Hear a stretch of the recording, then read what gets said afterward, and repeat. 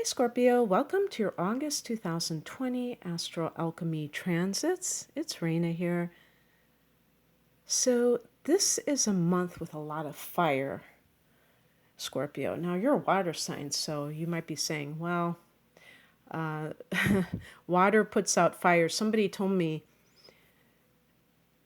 fire creates steam with water. So, those two elements sometimes don't mix well. But here's the deal. You are ruled by two planets. Pluto, which a lot of you may already know about, but also Mars, which is a ruler of Aries, a fire sign. So all Scorpios have a bit of that kind of fiery nature. We would call it a militant, kind of courageous, aggressive nature. And even though you're a water sign, even though you're a feminine sign. So your ruler Mars is in Aries all month. And this is the sixth house for you. This is an awkward angle called an inconjunction. Quincunx, I can't even say it. That's an awkward pronunciation. But 150-degree angle is something where it feels like it just doesn't fit. However, I don't fully go along with that theory because I've already proven in some of the love matchup readings that I've done that this can be only part of the story. And if you're interested in how Scorpio matches up to other signs romantically, I have put out at least a few. I know I did one with Leo and perhaps some other ones. So you can check my channel for that. I don't know if I've created a playlist, but I did do some of those. But I have kind of shown that there still are similarities in even the inconjunctions between two signs, that there are things that they have in common. And I could find common ground with any two signs. So I like to do that because it's not really accurate to just look at the things that two signs have, where people clash. I don't think that that's the full picture.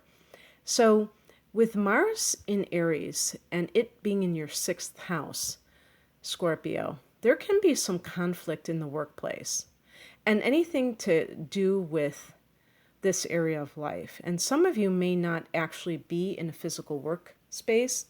And even though you might not be, you might still be fighting from afar because you might feel that there's something going on that is unfair and you're kind of like a zealot, or you're defending yourself about this and trying to get what belongs to you, so to speak. So it's really about kind of fighting for yourself. And this, Mars can be about ambition in the workplace, your status in the workplace. I like to bring up the current situation with the, what people are dealing with work, because it probably has created a lot of, I don't know if you'd call it complications or new situations. The sixth house can be your daily schedule, and it's also the house of health. So you may be more active physically for your health, or may be more actively pursuing health seeking remedies. But whatever is going on, it's productive. The sixth house in the universal chart is the house of Virgo. So it's like having Mars in Virgo, where the person is doing things of a constructive nature, maybe to order their lives in some way, shape, or form. And Mars is going to be in Aries for quite a while because it is going retrograde. So this area is going to be very important to you for the remainder of 2020. As a matter of fact, let me see when it actually leaves the sign of Aries. I believe it goes direct in October or November, actually. But I don't even remember when it goes retrograde. I think it's August. No, it might be September. Yeah, it's actually September that it goes retrograde, September 9th.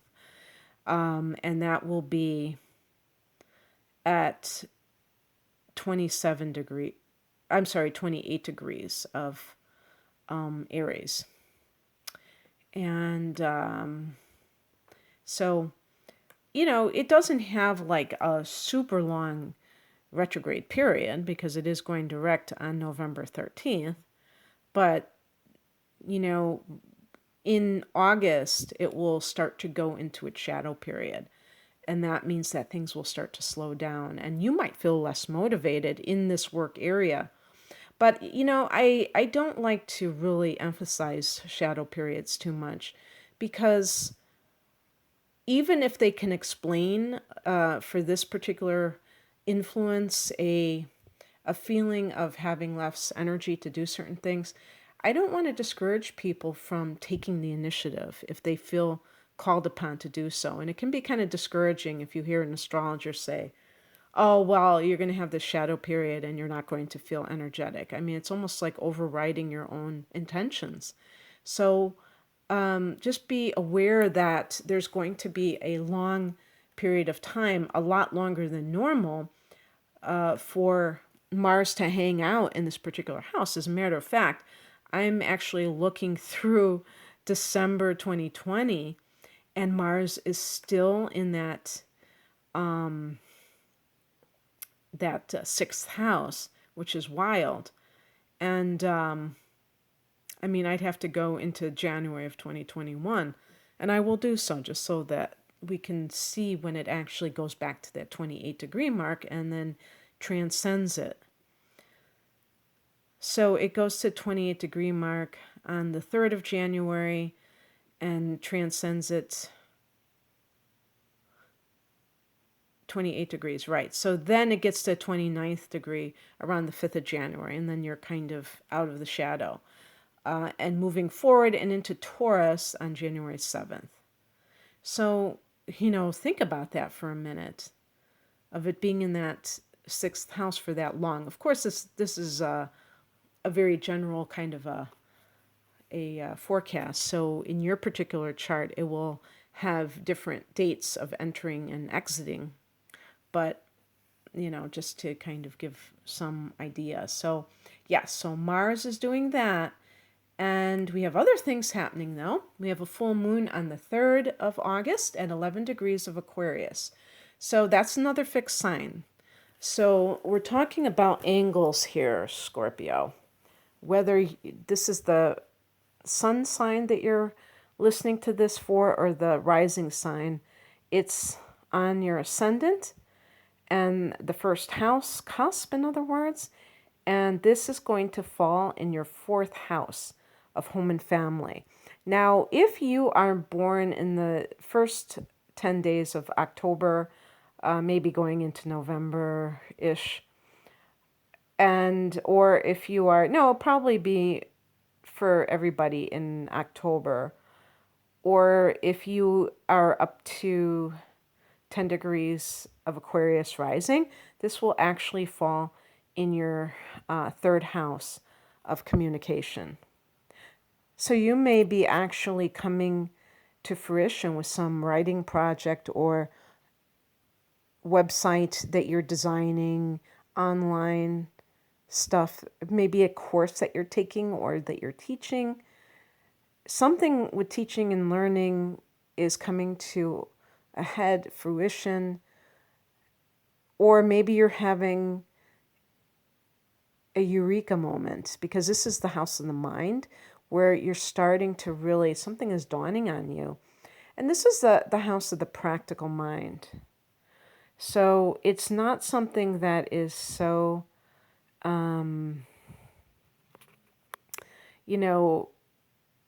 necessarily abstract. I mean, which is actually a good thing because it can be put to constructive use and it can better your life on a day-to-day level.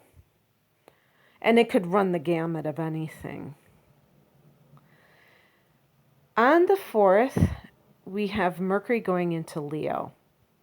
Another fixed sign for you, and another angle, this time the 10th house. The angular houses, the 1st, 4th, 7th, and 10th houses are considered to be very important areas. And the 10th house is a house of career. And so Mercury going into this house in Leo indicates that there may be some communication with people in positions of authority. So whether you're, perhaps you are contacting other companies because with Mars in the 6th house, you're having conflict with your current place of business, or, when I say conflict, I mean it might not be all out war, but it could simply be that you don't see eye to eye with them, and you are fine, or maybe coworkers you're having competition with them. Something doesn't sit well with you about that situation. There's a lack of harmony, and so maybe you're starting to look elsewhere, Scorpio, and contacting these other companies and speaking to these higher ups, and that can be very fruitful for you, because with Mercury here, you're going to naturally be inclined to do that. You may even be in a position to be speaking to people in general in the public from this perch, if you will, because the 10th house is your public reputation. It's also you. It's kind of like you being on center stage. And so you may be doing public speaking or something where you're speaking to others, in some kind of a way that a lot of people are being aware of. And then on the 7th, we have Venus going into Cancer, fellow water sign. So that's very harmonious. It's a trine. And that is coming from the 9th house. And so what could that mean? 9th house can be meeting somebody from a different culture, a different nationality. It can be attracting money to you from publishing. So maybe there's some connection to that full moon for those of you born at the end of October. If you've completed some kind of a literary project and you get money for it, or anything connected to the higher mind. But I think, did I just say that the 9th house is publishing? So that too, but it's academia, and something to do with long distance travel, the money to do it, the, money from any kind of endeavor that involves spirituality, positive thinking. So maybe you've set up a coaching, life coach business, and that was the 3rd house, and now you're doing it and making moolah from it. On the 15th, we have Uranus going retrograde, 10 degrees of Taurus. So here we have another situation of a fixed sign. This time it's opposing you. It's in the opposite sign, Taurus. And this is going to affect the 7th house. I mean, technically, if we really want to go into it, for those people who are born in October again, this is going to affect your workplace. And you may have been really exploring or involved with working electronically. Again, this could be because of shutdown issues or what have you. And that was something that may have been a new development. But actually, this transit of Uranus goes back a couple of years. So this may be just more of the same. And with Venus in the 9th house, it's possible that for some people this is involving being a digital nomad and working overseas. And this is something that you've already been engaged in. But for other people, basically when Uranus is in your sixth house, you may be doing a lot of odd jobs. And just meaning, not saying they're bizarre, but saying that you're kind of either working like weird hours, like unpredictable hours, or that you are doing jobs that are like you're working part-time for two different people, or things like that. And so there's a lot of kind of back and forth. Uranus can indicate eccentric types of experiences, or simply a lot of unpredictability.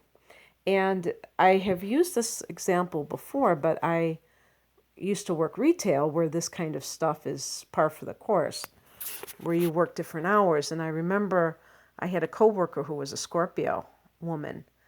And I can remember she used to tell me, I can't stand this, because she wanted to work 9 to 5 or what have you. And I couldn't stand that type of work. I wanted to work different hours. But I have Neptune in my natal sixth house. And, I'm also Sagittarian. She was a Scorpio, or she probably still is a Scorpio. And she just had a different way of looking at it. And I just am amused thinking about how, a fixed sign probably likes a fixed schedule. But Uranus in the sixth house can also be doing the type of work that is a bit offbeat. Working in in the circus, or doing things that that have to do with intuitive pursuits, because this can be like energy healing. If this is something you've been doing in the last couple of years, this is a time to reflect on how you have changed the focus of your service to others. And because this is the house of healthcare, you may have even done these kinds of practices yourself, where you went from some more traditional practice to energy healing, or maybe just combine traditional with the kind of the shamanism or the energy healing, whatever you want to call it. Okay, but for other people, this is going to be in your seventh house of committed partnership. And for Scorpios in general, this is a transit which I believe is going to last until about 2026, if I'm not mistaken, somewhere thereabouts. And you're going to feel a lot more like maybe claustrophobic in committed partnerships. If you're already married or living with somebody, it may be very hard to continue. Even if you're not at each other's throats, you may still be it's like that kind of burning itch inside of you to just be free, to be able to do what you want to do. So these kinds of things can be what you're reviewing now that Uranus is going retrograde. And on the 18th, there's a new moon at 26 degrees of Leo. Again, that's your career area. So that can be very helpful if you've been talking to a potential new boss, or maybe you're starting on a new career path. This may be the time when this happens in August. And something along those lines. On the 19th, Mercury goes into Virgo. So now we're getting into the 11th house. And this is the house of hopes and wishes. And this can be, this is supposed to be the luckiest house. So with Mercury here, it makes sense to think about what it is that you would like to bring into fruition in the upcoming year, if you will, or especially when you have a new moon here in mid-September. But this is kind of like ahead of that. You can just start the process of creating more long-range goals for yourself. And just what are your wildest dreams? And being able to just kind of brainstorm about that. You may be reaching out to your friends more. Maybe you're more social, but especially verbally, or contacting groups that you would like to join.